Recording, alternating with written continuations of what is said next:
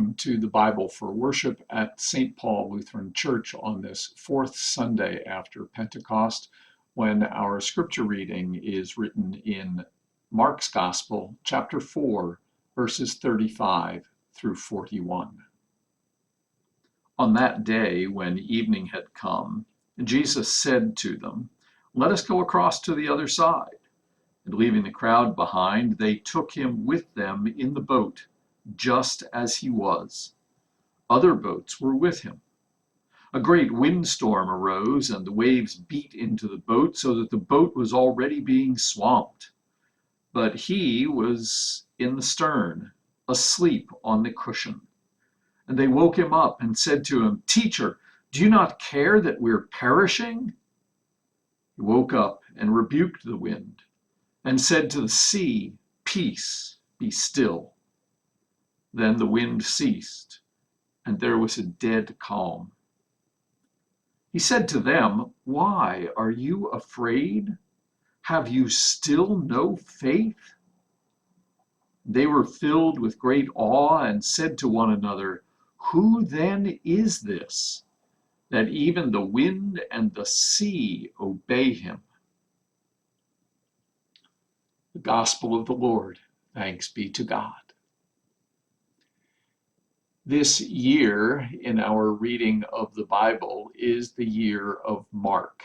And during this Pentecost season, we will be reading through a good bit of the Gospel of Mark. And particularly in the next 5 weeks, we will be reading through a section in Mark chapters 4 through 6 that depict Jesus in and around the Sea of Galilee, healing, feeding people, and crisscrossing the sea 6 times. The Sea of Galilee becomes the focal point for this series of readings, and this crossing of the sea is the first of the 6 that Jesus will undertake with the disciples.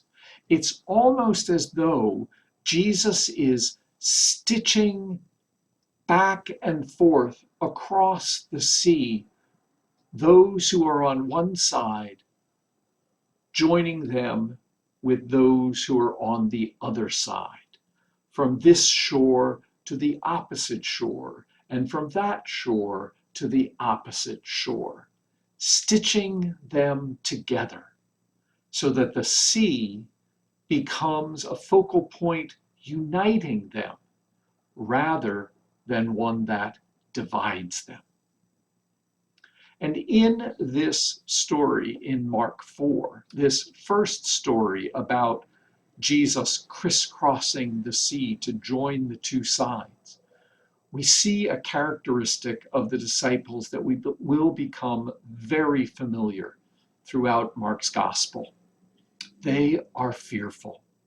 They do not understand.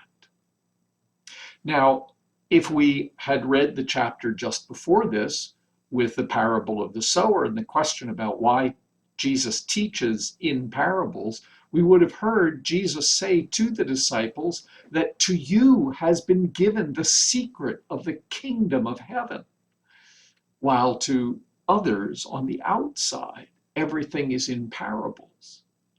And in the verse just before the one that starts our reading today, Mark tells us that to the disciples, Jesus explained everything. The secret has been given to them. Jesus has explained everything. And yet, in this very next scene, when Jesus says, "Let us go to the other side," and the going gets rough, the disciples fear, and they fear that they are perishing. There's a curious little phrase in this story that says the disciples took him just as he was.